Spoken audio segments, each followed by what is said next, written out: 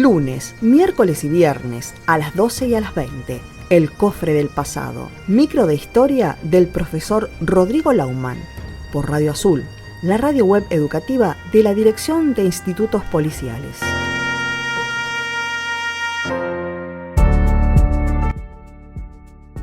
En Radio Azul conocemos un poco de nuestra historia. Con ustedes, Rodrigo Laumann.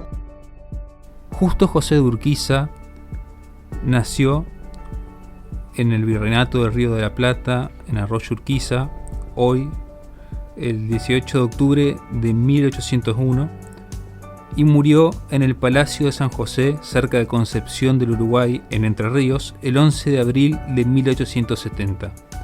Fue un militar y político argentino, varias veces gobernador de Entre Ríos, líder del Partido Federal y presidente de la Confederación Argentina entre 1854 y 1860.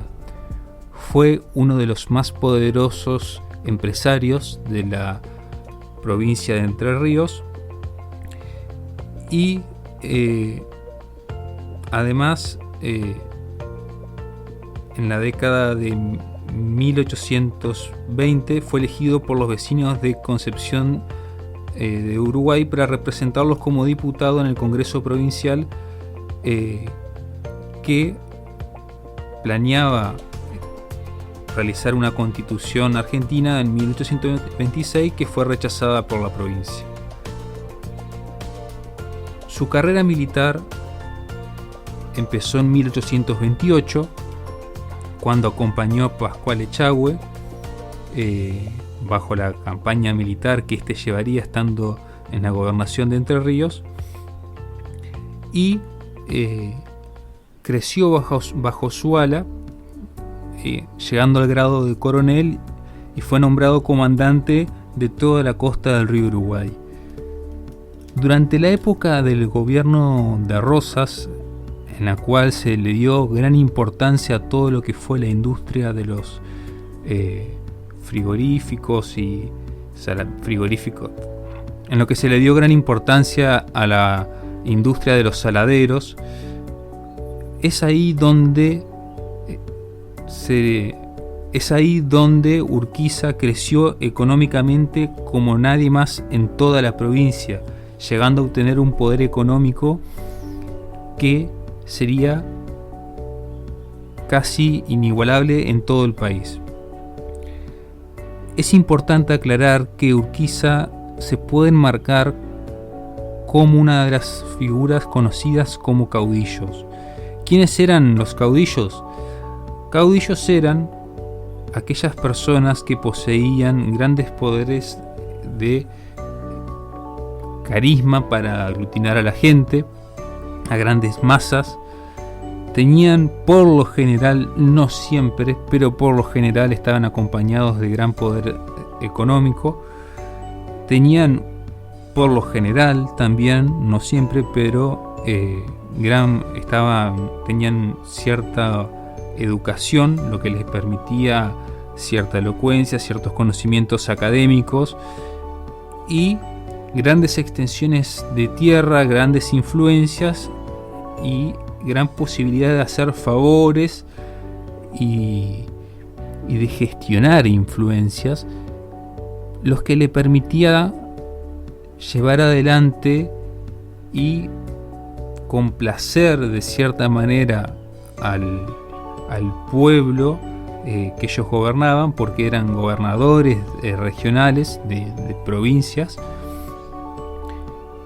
Entonces, de esa manera ellos obtenían y manejaban el poder. Hay que mencionar además que estos caudillos no eran propios de ninguno de los dos partidos que en ese momento se encontraban en el actual territorio argentino, sino que los tanto unitarios como federales tenían caudillos. Para nombrar algunos, podemos nombrar al general Paz de Córdoba, que era perteneciente al partido unitario. Podemos nombrar a la figura de Juan Manuel de Rosas, que si bien él mismo se declara como federal. Es una figura muy controvertida hasta aún hoy en día, ya que él mismo se nombra como federal y dice perseguir a los unitarios, pero en sus acciones se puede percibir cierto dejo de unitarismo. Y dentro de lo que sí es claramente federal, podemos ver a ciertos personajes como por ejemplo Urquiza, Francisco Ramírez, Estanislao López, Artigas previamente, ¿no? Ya yéndonos más atrás en el tiempo, el Chacho Peñalosa, entre otros caudillos. Todos con muchísimas diferencias entre sí, que también tienen que ver con la región a la cual pertenecían. Ahora bien, ¿qué es lo que diferencia a Urquiza de todos estos caudillos y cuál es la importancia que tiene Urquiza? Que Urquiza va a lograr algo que muy pocas personas van a lograr, que va a ser, y por lo que se va a destacar, que va a ser su rol de estadista. Como nosotros sabemos, en esa época estaba al mando de todo lo que eran las relaciones exteriores, el manejo del país, y concentraba los tres poderes en su persona el gobernador de la provincia de Buenos Aires, Juan Manuel de Rosas, y lo que él hacía para mantenerse en el poder era cada cierto tiempo, cada vez que se acababa su mandato, mandar a las demás provincias una suerte de renuncia, en la cual él decía y afirmaba que se había acabado su tiempo, que ya lo que quería hacer era retirarse para pasar tiempo con su hija. Él era un terrateniente muy importante también, para poder, cuidar de su actividad económica y demás. Entonces todos los demás gobernadores decían: no, por favor, lo necesitamos en el poder, quédese una gestión más. Entonces Rosas, mediante esta especie de pantomima, por decirlo de alguna manera, se quedó en el poder y se pudo perpetuar en el poder por muchísimos años, ¿no? Hasta que uno de estos gobernadores le aceptó la renuncia, que fue precisamente de Justo José de Urquiza, en el llamado pronunciamiento de Urquiza. Rosas no se tomó bien esta aceptación de su renuncia, y lo que hace es llevar y enfrentar a Urquiza en lo que va a ser la batalla de Caseros, en la cual Rosas va a ser vencido por las tropas del ejército grande que Urquiza había conformado, por tropas provenientes no solamente de la provincia de Entre Ríos, sino de otras provincias, y aparte ayudado también por el Imperio del Brasil en ese momento. Va a derrocar a Rosas y va a llamar a una asamblea para poder hacer una constitución, que era algo que se venía tratando de hacer desde 1813 y que todavía no se había logrado.